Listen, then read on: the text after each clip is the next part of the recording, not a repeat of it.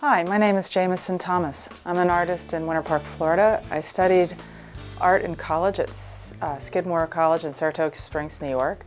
When I was in school in the 80s, the movement was still leaning towards abstract expressionism. And while I had a classical education and we drew ad infinitum nudes and still lifes, we were also encouraged to try to express ourselves more. But somehow, with my photography background and the intense studies of still lifes and rendered drawings, I had a hard time breaking away from that.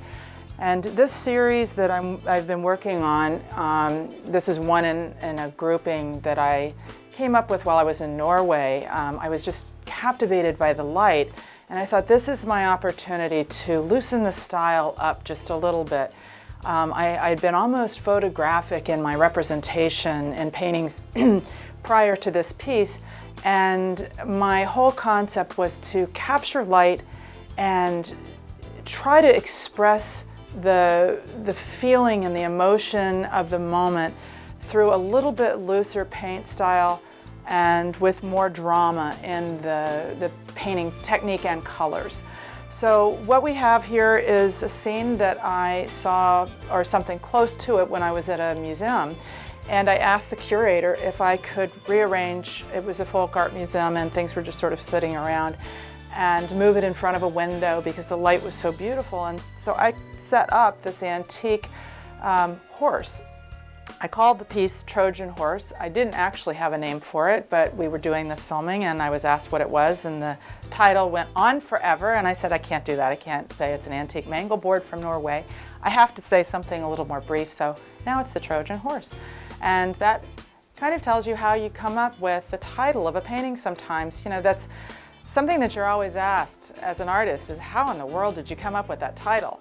Well, we stood here for a few minutes and I started getting uncomfortable, and I thought, oh God, I've got to come up with a name, and it kind of reminded me of the Trojan Horse. And the fact that it was in Norway had some antique sort of feeling, and I thought, oh, okay, I can go back to the Trojans, even though they weren't in Norway, we all know that. But it's fun to hear how somebody might come up with a title. So what was I trying to do here with this painting, other than capture this gorgeous light that was coming through in the middle of the winter in Norway?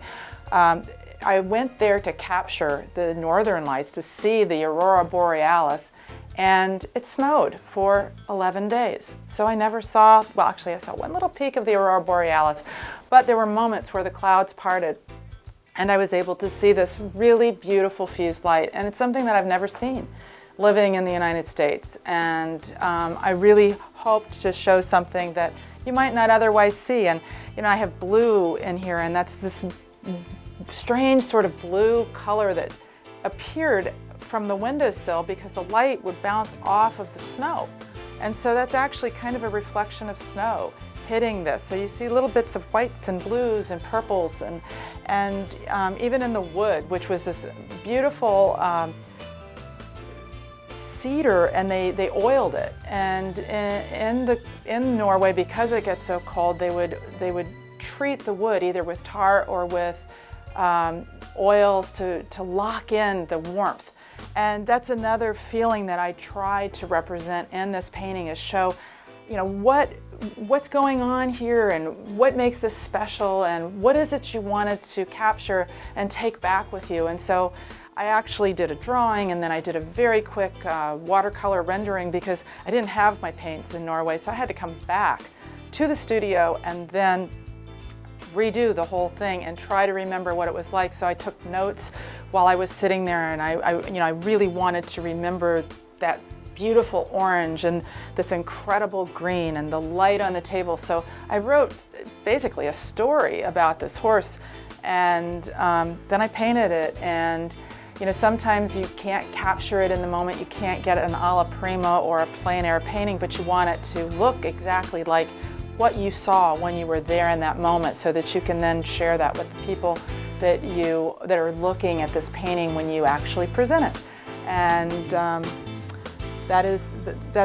I think I've successfully captured that, and I hope you can enjoy what I saw a moment in my life in Norway.